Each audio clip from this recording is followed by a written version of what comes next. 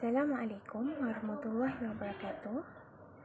Nama saya Nur Sofia Huda binti Zaman dari kelas BN3 akan membincangkan mengenai implikasi, aspirasi dan juga hala tuju pendidikan terhadap pembentukan guru yang berjiwa pendidik.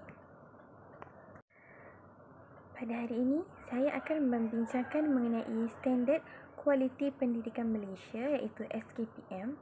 Yang kedua, Pelan Pembangunan Pendidikan Malaysia PPPM, iaitu 5 aspirasi sistem pendidikan negara dan juga 6 aspirasi murid. Yang ketiga, mengenai implikasi terhadap sistem pendidikan di Malaysia. Yang keempat, mengenai Sasiah Guru Cemerlang. Baiklah, pertama sekali saya akan menerangkan mengenai apa itu Standard Kualiti Pendidikan Malaysia iaitu SKPM. Dalam memacu pendidikan yang bersifat global dalam abad ke-21 ini, kualiti pendidikan merupakan aspek yang amat penting agar kemanjadian murid bertaraf dunia dapat dibangunkan. Dalam usaha meningkatkan kualiti pendidikan, pengurusan pengajaran dan pembelajaran di institusi pendidikan terutamanya di sekolah amatlah penting. Pengurusan pengajaran dan pembelajaran ini melibatkan beberapa faktor yang berperanan dalam mencorakkan kemanjadian murid. Faktor-faktor ini melibatkan semua aspek yang berkait rapat antara satu sama lain iaitu pemimpin yang meneraju dan juga pengurusan institusi pendidikan, guru yang terlibat dalam proses pengajaran dan pembelajaran, pengurusan kurikulum dan co-kurikulum, prasarana dan juga sumber pendidikan. Baiklah, Standard Kualiti Pendidikan Malaysia ini terdapat 2 peringkat iaitu Standard Kualiti Pendidikan Malaysia pada tahun 2010 dan juga Standard Kualiti Pendidikan G2 iaitu Standard Kualiti Pendidikan Global yang kedua. Saya akan menghuraikan mengenai Standard Kualiti Pendidikan Malaysia pada tahun 2010 terlebih dahulu. Pada SKPM pada tahun 2010 mempunyai 5 standard. Standard yang pertama adalah kepimpinan dan hala tuju. Standard yang kedua, pengurusan organisasi. Standard yang ketiga, pengurusan kurikulum, co-kurikulum rasukan dan hal ehwal murid. Standard yang keempat adalah pembelajaran dan pengajaran, manakala standard yang kelima adalah kemanjadian murid. Selaras dengan pelaksanaan Pelan Pembangunan Pendidikan Malaysia 2013 sehingga 2025, SKPM telah ditambah baik bagi meningkatkan keberkesanan pengurusan dan pengajaran. Mulai pada 2017, SKPM telah ditambah baik dan dikenali sebagai Standard Kualiti Pendidikan Malaysia gelombang yang kedua iaitu SKPM G2. Sebagaimana SKPM pada tahun 2010, SKPM G2 merupakan instrumen panduan kepada pentadbir dan warga sekolah dalam meningkatkan keberkesanan pengurusan dan proses pengajaran dan juga pembelajaran.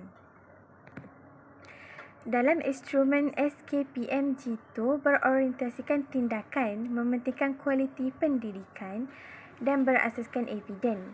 Pihak sekolah menggunakan instrumen ini untuk melaksanakan penilaian sepanjang tahun dengan penglibatan warga sekolah secara menyeluruh. SKPM gelombang kedua merupakan hasil ditambah baik dari SKPM pada tahun 2010. Jadi, SKPM gelombang kedua mempunyai 5 standard juga. Iaitu standard yang pertama melibatkan kepimpinan, iaitu PGB sebagai peneraju. PGB ni maknanya pengetua ataupun guru besar. Yang kedua, PGB sebagai pembimbing. Yang ketiga, PGB sebagai pendorong.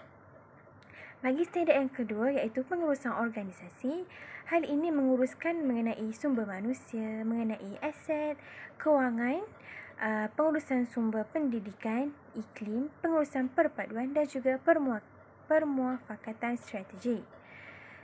Kemudian standard yang ketiga mempunyai 3 peringkat iaitu peringkat pengurusan kurikulum, co-kurikulum dan hal ehwal murid. Bagi kurikulum adalah mengenai ketetapan pelaksanaan kurikulum. Yang kedua, pengurusan mata pelajaran. Yang ketiga, pengurusan masa. Yang keempat, pengurusan penilaian murid.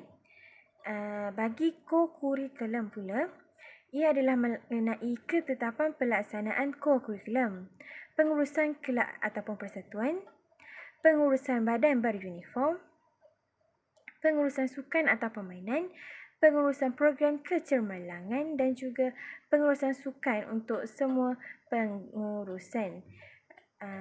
Yang ketiga, mengenai hal ehwal murid. Hal ehwal murid ini mengenai sasiah murid dan sebagainya lah. Dalam SKPMG tu ni, hal ehwal murid menekankan mengenai ketetapan pelaksanaan hal ehwal murid. Yang kedua, pengurusan disiplin murid. Yang ketiga, pengurusan kesihatan murid. Yang keempat, pengurusan bantuan pelajaran murid. Dan yang terakhir, mengenai pengurusan penerimaan dan perkhidmatan bagi bimbingan dan juga kaunseling.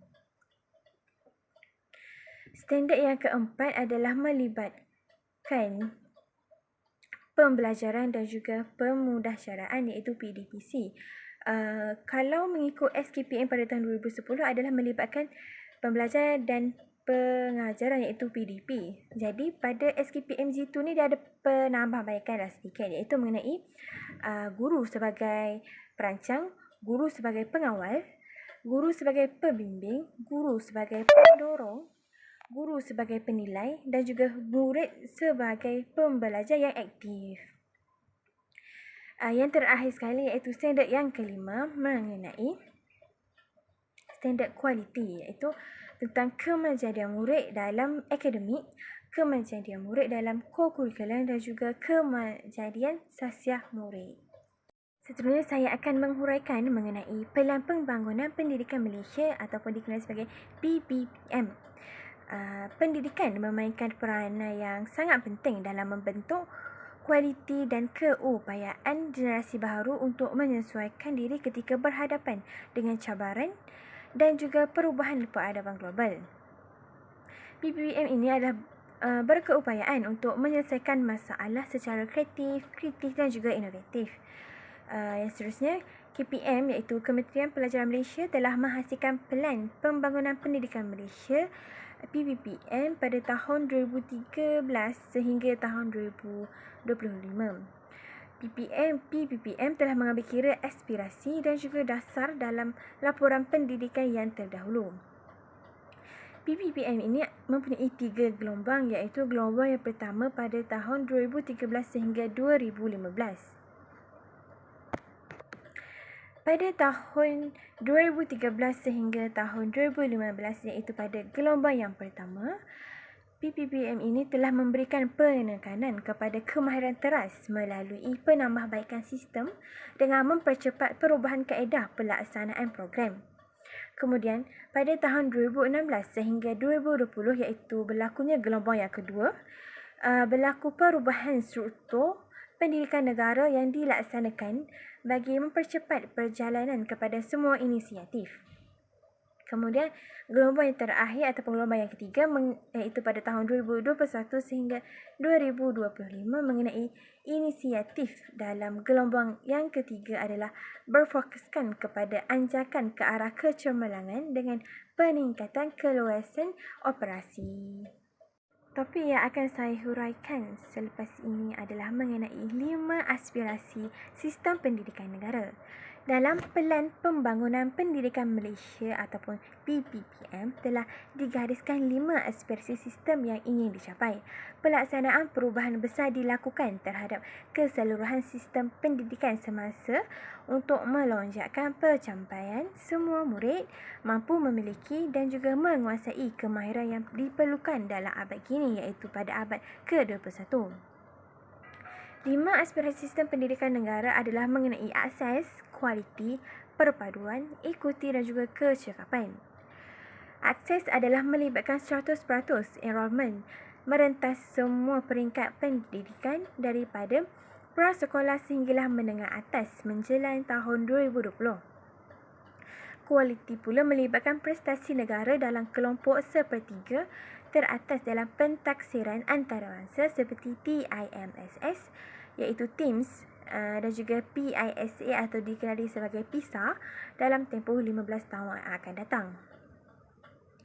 Aspirasi yang ketiga adalah melibatkan perpaduan, iaitu sistem pendidikan yang menawarkan perkongsian, pengalaman dan nilai kepada kanak-kanak dengan menghargai kepelbagaian yang telah ada di Malaysia lah.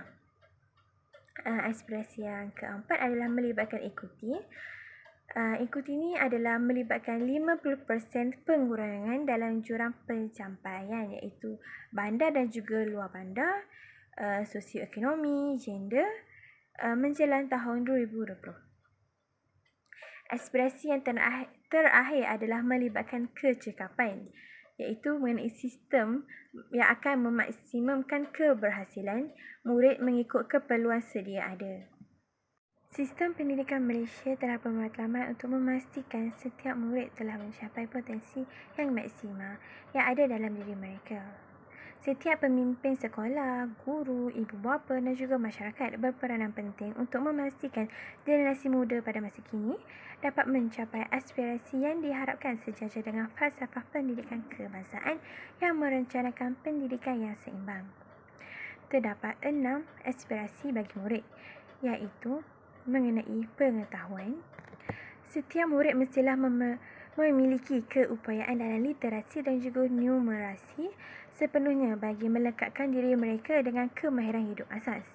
Kemahiran ini merupakan kemahiran asas yang membolehkan mereka mempunyai pengetahuan agar dapat berfungsi secara berkesan dan membolehkan mereka untuk memupuk nilai murni untuk diri mereka sendiri, masyarakat dan juga negara.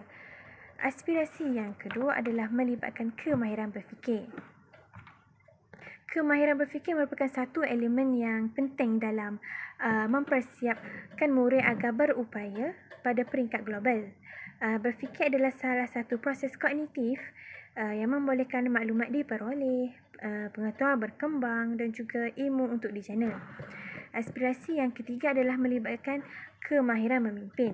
Dalam diri setiap murid ini, mesti ada sifat kepimpinan supaya pada masa hadapan murid akan rasa untuk memimpin, tak semestinya untuk memimpin negara tapi juga memimpin dalam kelas, memimpin dalam keluarga dan sebagainya lah.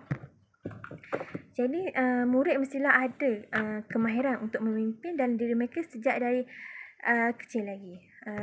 Aspirasi yang seterusnya adalah melibatkan kemahiran dua bahasa. Memang bahasa Melayu merupakan bahasa perantara dalam sistem pendidikan Malaysia. Ini telah memberikan peluang untuk semua murid untuk menguasai bahasa Melayu yang merupakan bahasa kebangsaan. Tetapi murid juga perlulah menguasai bahasa Inggeris itu sebagai bahasa yang kedua dalam berkomunikasi, sebab bahasa Inggeris ni merupakan bahasa antarabangsa. Jadi kalau murid hanya memahami bahasa Melayu, kemungkinan murid tidak dapat untuk berkembang, sebab kalau faham bahasa Melayu je macam murid akan stuck di bahasa Melayu je, jadi tak berkembang ke peringkat antarabangsa. Kemudian aspirasi yang seterusnya adalah melibatkan etika dan juga kerohanian. Kerohanian ini adalah mempunyai pegangan agama yang kuat dan juga mengamalkannya sebagai asas hidup serta mendukung standard moral yang tinggi. Integriti pula mempunyai keberanian, disiplin dan juga semangat untuk melakukan perkara yang betul. Kemudian dalam etika dan juga kerohanian, kita mestilah mempunyai tanggungjawab sivik, iaitu bertindak untuk kebaikan negara, mengambil berat terhadap orang lain dan alam sekitar dan juga memiliki keupayaan yang mendalam untuk memberikan sumbangan kepada masyarakat. Aspirasi yang terakhir iaitu mengenai identiti nasional. Identiti nasional ini adalah melibatkan rakyat Malaysia haruslah perlu mempunyai perasaan tidak berbelah bahagi terhadap identiti nasional, berpegang teguh dengan prinsip hukum negara untuk perpaduan dan juga masa depan Malaysia. Setiap murid tidak mengira latar belakang etnik, kepercayaan dan juga taraf sosioekonomi haruslah berbangga menjadi rakyat Malaysia. Bagi mencapai matlamat identiti nasional ini, murid perlu belajar memahami perbezaan dan juga bertolak ansur, menerima dan menghormati orang lain dan mempunyai semangat kekitaan. Oleh itu, setiap murid mestilah memahami sejarah Malaysia. Jadi, kerana itulah negara kita, Malaysia, telah mewajibkan setiap murid wajib lulus bagi subjek bahasa Melayu dan juga subjek sejarah. Topik yang bakal saya huraikan seterusnya adalah melibatkan implikasi terhadap sistem pendidikan di Malaysia. Terdapat beberapa implikasi, iaitu implikasi terhadap kurikulum, implikasi terhadap murid, implikasi terhadap guru, implikasi terhadap pemimpin sekolah dan juga implikasi terhadap latihan guru. Implikasi yang pertama adalah melibatkan kurikulum. Untuk mencapai aspirasi yang telah kita bincangkan tadi adalah PPM telah menguatkuasakan kurikulum sekolah yang sedia ada, kemudian ditambah baik melalui transformasi kurikulum. Transformasi kurikulum adalah melibatkan usaha menambah baik program pembelajaran bagi meningkatkan keberhasilan murid. Transformasi kurikulum terdapat 3, iaitu transformasi kurikulum prasekolah. Kurikulum standard prasekolah kebangsaan ataupun KSPK telah ditambah baik melalui transformasi yang dilakukan bagi disejajarkan dengan aspirasi PPPM. Kandungan telah ditambah baik mengikut trend global dan aras antarabangsa. Pedagogi juga menekankan kepada pendekatan pembelajaran secara mendalam. Yang kedua, transformasi kurikulum sekolah rendah dan juga sekolah menengah. KBSR dan juga KBSM telah ditambah baik dan dijenamakan semula dengan KSSR dan juga KSSM. Hal ini untuk memastikan murid dibekalkan dengan pengetahuan, kemahiran dan juga nilai yang relevan. Kemudian pada peringkat ini juga, pengajaran dan pembelajaran telah melibatkan KBAT, iaitu kemahiran berfikir aras tinggi. Penambahan baikan kurikulum pendidikan khas pula telah memberi fokus kepada murid yang berkeperluan khas, di mana mereka mempunyai hak dan juga kedudukan yang sama-sama seperti murid yang lain. Jadi pihak kerajaan tidak bolehlah membezakan antara pendidikan khas dan juga pendidikan normal, kerana hal ini dapat memberikan kesan pada masa yang akan datang. Jadi dalam pendidikan khas ni melibatkan 3 cabang utama, iaitu masalah pembelajaran, masalah penglihatan dan juga masalah pendengaran. Kemudian walaupun kerajaan telah menyelaraskan kurikulum pendidikan khas, tetapi terdapat beberapa mata pelajaran yang telah diubah suai dan juga ditambah dalam pendidikan khas. Bagi implikasi yang pertama mengenai persekitaran pembelajaran adalah murid semestinya belajar dalam persekitaran pelajaran yang kondusif dan juga akan merasa terangkum dan juga terdidik dengan pengalaman pembelajaran di sekolah.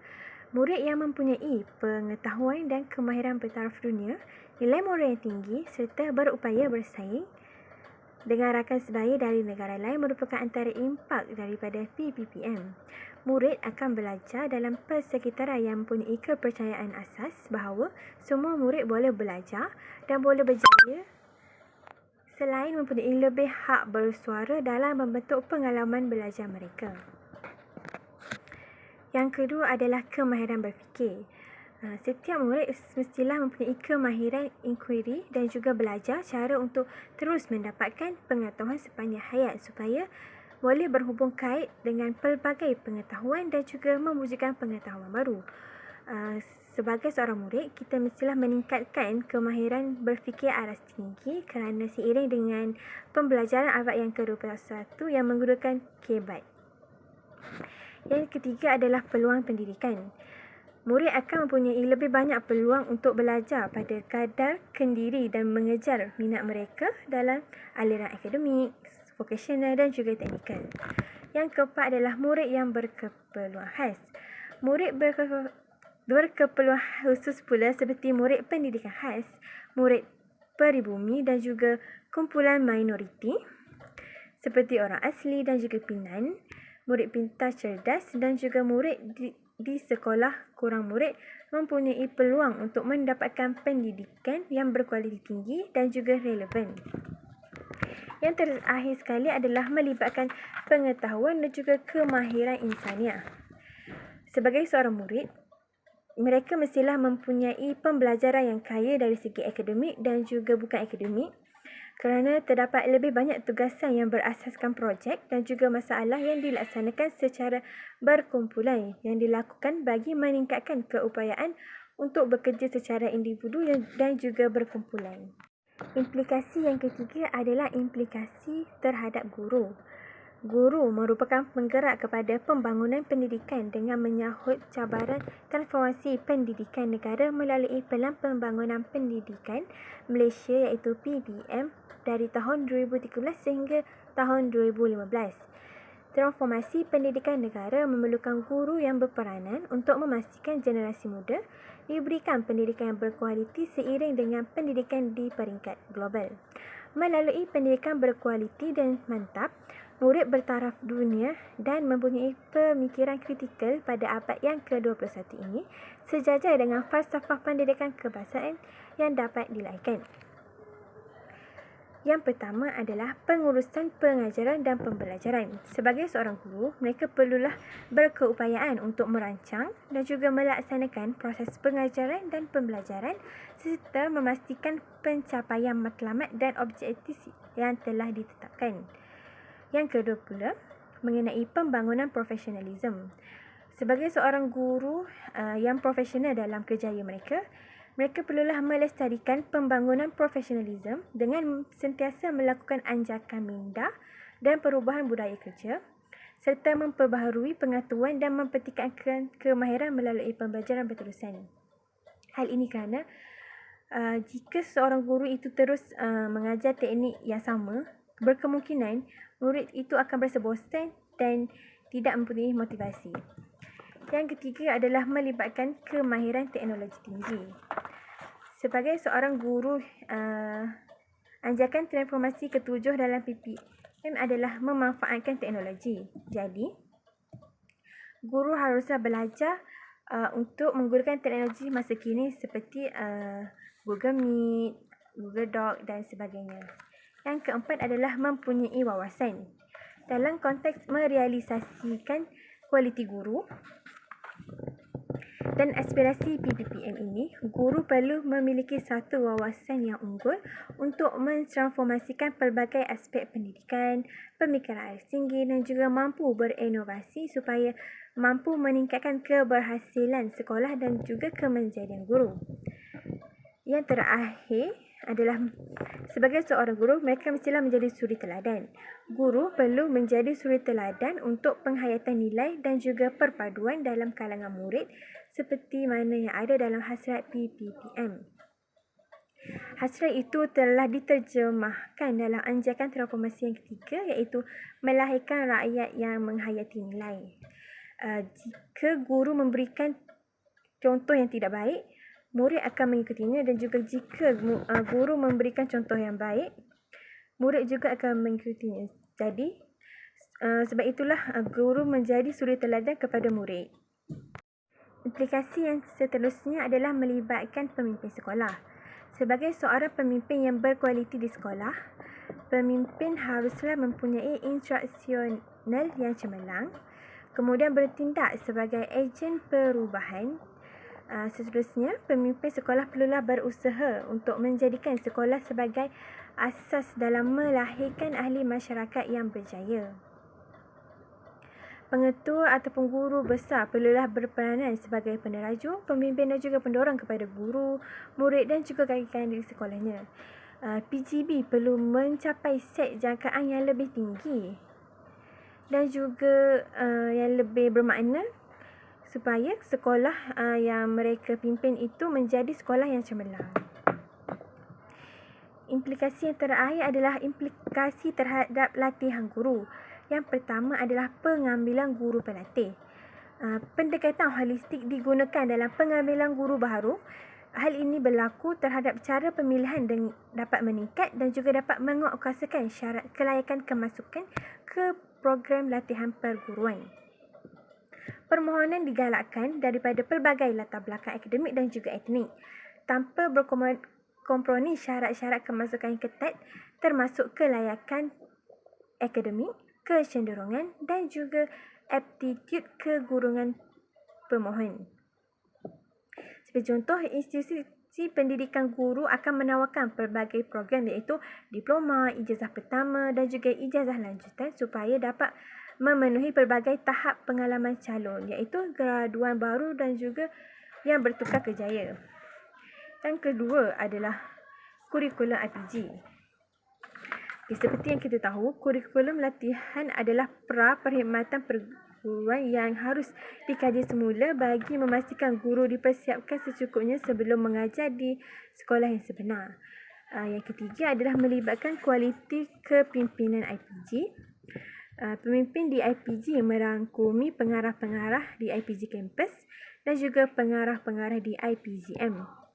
Keterampilan sebagai pemimpin interaksional dan juga pemimpin organisasi akan dipertingkatkan supaya mereka boleh berperanan sebagai pakar rujuk dan juga peneraju perubahan kepada pensyarah, guru pelatih serta pegawai di IPG. Akhir sekali adalah melibatkan kualiti pensyarah di IPG. Kriteria pemilihan bagi pensyarah di IPG ditambah baik dengan mengutamakan pemegang ijazah sarjana ataupun doktor falsafah. Kemahiran pensyarah baru dan sedia ada akan ditingkatkan melalui program latihan induksi. Pengarah IPG akan digalakkan untuk meningkatkan kepakaran dalam bidang pengkhususan tertentu dan juga mengagihkan masa mereka untuk mengajar, melakukan penyelidikan dan juga penerbitan bahan. Penambahbaikan laluan kerjaya pensyarah supaya lebih menarik dengan memperkenalkan peningkatan kerjaya yang lebih pantas dan mereka berprestasi tinggi. Jadi tak adalah pensyarah dekat IPG ni hanya mampu mengajar. Dia orang juga boleh mampu menyelidik dan juga menyediakan bahan-bahan penerbitan seperti terbitan buku dan sebagainya. Topik yang terakhir yang akan saya huraikan adalah mengenai sasiah guru cemerlang. Sasiah didefinisikan sebagai kepribadian ataupun peribadi menurut Kamus Dewan Edisi yang keempat. Sasiah ataupun personality merupakan satu konsep yang menggambarkan dan juga memberikan kepribadian seseorang individu. Sebagai contoh, paduan sifat fizikal, mental, emosi, nilai dan juga tingkah laku seseorang individu sebagaimana yang dilihat oleh individu lain. Dalam konteks perguruan, ciri-ciri personaliti yang positif seperti baik, sesuai, berkesan dan juga mulia merujuk kepada sasiah yang ada pada seseorang guru. Sasiah guru yang cemerlang akan memperlihatkan tingkah laku dan sifat-sifat peribadi yang positif sebagaimana yang dilihat oleh orang lain. Seperti yang kita tahu, kita tak akan perasan kita punya sasiah kalau orang lain tak bagi tahu kita. Contohnya, kalau kita melakukan kesalahan, kita tak akan nampak kesalahan kita. Jadi orang lain yang cakap yang kita ada melakukan kesilapan dan kita mestilah menerima teguran itu dan juga mengubah supaya kita dapat menjadi guru yang cemerlang. Baiklah, ciri-ciri sasiah guru yang cemerlang yang pertama adalah mempunyai konsep kendirian positif. Yang kedua, berakhlak mulia. Yang ketiga, bertanggungjawab dan juga amanah. Yang keempat, dedikasi. Yang kelima, bersikap terbuka. Yang keenam, penyayang. Yang ketujuh, penampilan. Dan juga yang terakhir adalah berketerampilan. Bagi konsep kendiri positif, seseorang yang memiliki konsep kendiri positif ialah individu yang percaya dan yakin akan keupayaan diri mereka sendiri, mempunyai minat yang baik dan juga objektif serta tidak terlalu sensitif. Okey, sebagai seorang guru yang cemerlang, kita tak sepatutnya terlalu sensitif jika ada murid ataupun rakan sekerja menegur kita. Perasaan yang positif sudah tentu mempengaruhi seseorang supaya berkelakuan yang lebih baik dan juga seterusnya lebih berjaya dalam hidupnya. Yang kedua, berakhlak mulia. Seorang guru semestinya mempunyai akhlak yang mulia lah, iaitu seperti teguh dalam pegangan agama dan mempunyai nilai kerohanian yang tinggi dan mempamerkan akhlak yang mulia. Seorang guru yang berakhlak mulia pendidik mempunyai integriti yang tinggi di samping mematuhi nilai dan juga etika keguruan. Kalau jadi guru tidak berakhlak mulia, benda tu akan memberikan kesan kepada anak murid kita. Yang ketiga adalah mengenai tanggungjawab dan juga amanah. Guru yang cemerlang ialah guru yang bertanggungjawab dan amanah. Mereka akan melaksanakan tugas dengan penuh rasa tanggungjawab dan sentiasa memastikan tugas dilaksanakan dengan sebaik mungkin. Mereka juga sentiasa amanah dalam tugas sebagai seorang guru maupun penjawat awam serta sebagai individu dalam masyarakat. Kemudian sasiah yang keempat melibat dedikasi. Guru yang cemerlang juga mempunyai sikap dedikasi yang tinggi dan juga komited terhadap tugasnya sebagai seorang pendidik. Seseorang guru yang benar-benar berdedikasi tidak akan melihat tugas mendidik, mengajar dan mengurus sebagai satu beban. Okay, seperti yang kita tahu, seorang guru ni mestilah bijak dan pandai dalam mendidik. Jadi mereka tidaklah mengeluh kerana setiap masa tugas mereka adalah mendidik. Jadi guru yang cemerlang haruslah berdedikasi. Yang seterusnya adalah bersikap terbuka. Sebagai seorang guru yang cemerlang, mereka harus mengamalkan sikap yang terbuka dan memandang positif terhadap semua murid. Guru haruslah sentiasa beranggapan semua murid mampu berubah bagi mencapai kemajuan apabila diberi peluang dan celik akal yang sewajarnya. Guru yang bersikap terbuka akan memahami dan bertimbang rasa terhadap setiap pendapat yang dikemukakan oleh murid. Mereka tidak akan merasakan diri mereka mempunyai kuasa autoriti bagi menentukan sesuatu perkara tanpa mengambil kira pendapat dan juga perasaan murid. Jadi dekat sini mereka tak akan rasa sesuatu yang ditegur oleh murid ataupun rakan sekerja ataupun pihak atasan sesuatu yang harus diberi teguran lah. Kalau tegur benda baik, dia akan berubah ke arah kebaikan. Kemudian guru, sebagai seorang guru juga, mereka haruslah mempunyai sikap yang penyayang. Sifat penyayang ini perlu ada dalam diri seseorang guru kerana mereka haruslah bersedia untuk menjaga kebajikan murid dengan mengambil tahu masalah murid, membina hubungan mesra antara guru dengan murid dan juga berlemah lembut dengan murid. Guru yang tidak pilih kasih, prihatin dan turut mengambil berat akan masalah dan masa depan muridnya akan memberikan kesan yang mendalam dalam jiwa murid. Murid yang serasa disayangi akan dapat memberikan tumpuan pada pembelajarannya kerana kasih sayang ialah elemen yang sangat penting dalam pengajarannya. Jadi untuk menjadi seorang guru yang cemerlang, mereka tak harus memilih kasih. Contohnya memilih kasih terhadap murid yang pandai. Sepatutnya sebagai guru yang cemerlang, mereka haruslah memberi kasih sayang tu sama rata, tak kiralah antara pelajar yang bijak atau pelajar yang kurang bijak. Yang seterusnya adalah melibatkan penampilan. Penampilan memainkan peranan yang sangat penting dalam membentuk personaliti seorang guru. Guru perlu menjaga penampilan kerana terdapat 3 tujuan utama, iaitu menjaga kredibiliti profesion keguruan, mengundang rasa hormat kepada sesiapa sahaja yang berurusan dengan guru dan juga membina identiti guru yang efektif. Guru memiliki ciri-ciri penampilan sesuai sebagai seorang guru. Contohnya, kalau kita pergi keluar daripada kawasan, contoh kawasan sekolah, orang masyarakat akan kenal kita ni cikgu. Contoh pergi kedai, oh ni mesti cikgu lah. Lebih kurang macam tu lah. So jadi cikgu ni kita mestilah mempunyai penampilan tersendiri. Yang terakhir adalah melibatkan keterampilan. Sebagai seorang guru haruslah menguasai pengetahuan dan juga kemahiran yang tinggi dalam bidang pengajaran dan pembelajaran. Hal ini bermakna kerana guru perlu menguasai ilmu kandungan mata pelajaran atau kursus yang diajar dengan baik di samping kemahiran pedagogi. Guru juga harus menyesuaikan pengajaran untuk memenuhi keperluan setiap individu muridnya. Guru perlu memahami bahawa proses pembelajaran bagi setiap murid berbeza. Contohnya, kalau murid yang lemah, mereka akan mengambil masa untuk memahami satu-satu subjek. Kalau murid yang bijak, sekali diajar, dia orang dah faham. Jadi murid ni kena, kalau mereka lemah, benda tu mesti diketahui oleh guru. Jadi guru tidak perlu tergesa-gesa untuk beralih kepada topik pembelajaran yang seterusnya. Jadi setakat itu sahaja pembentangan dan huraian saya mengenai topik ini. Sekian, terima kasih.